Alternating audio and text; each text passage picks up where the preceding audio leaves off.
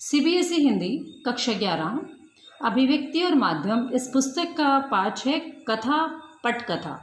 आज इस वीडियो में इस पाठ के हम प्रश्नोत्तर पढ़ेंगे। तो आइए शुरू करते हैं। पहला प्रश्न, पटकथा क्या होती है?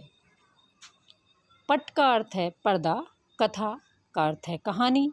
पटकथा कहानी का वह रूप है जिसे पर्दे पर दिखाया जा सके, चाहे वह पर्दा छोटा हो या बड़ा। सिनेमा या टेलीविज़न दोनों माध्यमों में फिल्मों और धारावाहिकों का मूल आधार पटकथा ही होती है। प्रश्न 2, पटकथा के स्रोत बताइए।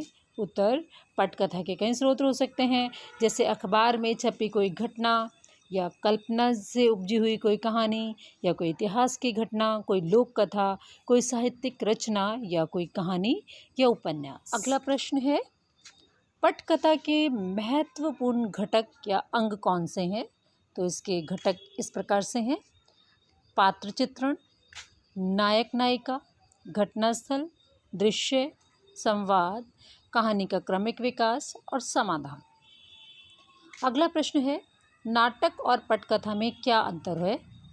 इस प्रश्न का उत्तर, नाटक को मंच पर प्रस्तुत किया जाता है जबकि पटकथा पर्दे पर दिखाई जाती है। नाटक के दृश्य लंबे होते हैं जबकि फिल्मों के दृश्य छोटे होते हैं। नाटक में घटनास्थल सीमित होता है और फिल्म में उसकी कोई सीमा नहीं होती। नाटक जो है सजीव कला का माध्यम है, यानी आप देख सकते हैं उसको अपने सामने, जबकि फिल्म छवियां एवं ध्वनियां जो इसमें होती हैं फिल्मों में, वो पहले से ही रिकॉर्ड की गई होती हैं। नाटक मंच पर निश्चित अवधि के लिए दिखाया जाता है जबकि फिल्मों की शूटिंग की अवधि कोई निश्चित नहीं होती। एक फिल्म की शूटिंग कितने कितने साल तक भी चल सकती है। अगला प्रश्न है, फ्लैशबैक और फ्लैश फॉरवर्ड क्या होते हैं? फ्लैशबैक जिसमें आप अतीत में घटी घटनाओं को दिखाते हैं और फ्लैश फॉरवर्ड इसमें भविष्य में होने वाली घटना को पहले ही दिखा दिया जाता है। प्रश्न 6, पटकथा लिखते समय किन किन बातों का ध्यान रखना ज़रूरी होता है और क्यों? इस प्रश्न का उत्तर, पटकथा लिखते समय हमें कुछ बातों का ध्यान रखना चाहिए। किसी भी दृश्य का बंटवारा करते समय उसके आधारों का ख्याल रखना चाहिए।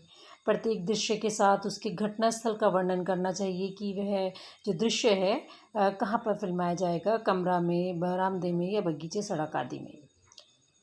और तीसरी चीज़ जो याद रखने वाली है वो ये है कि प्रत्येक दृश्य के साथ यह सूचना भी देनी चाहिए कि घटना कहाँ पर घटित होगी, खुले स्थान में या बंद कमरे में या बंद स्थान में।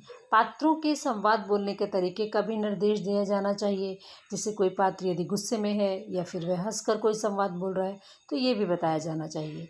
प्रत्येक दृश्य के आखिर में dissolve, fade out, cut to जैसे शब्दों की जानकारी देनी चाहिए।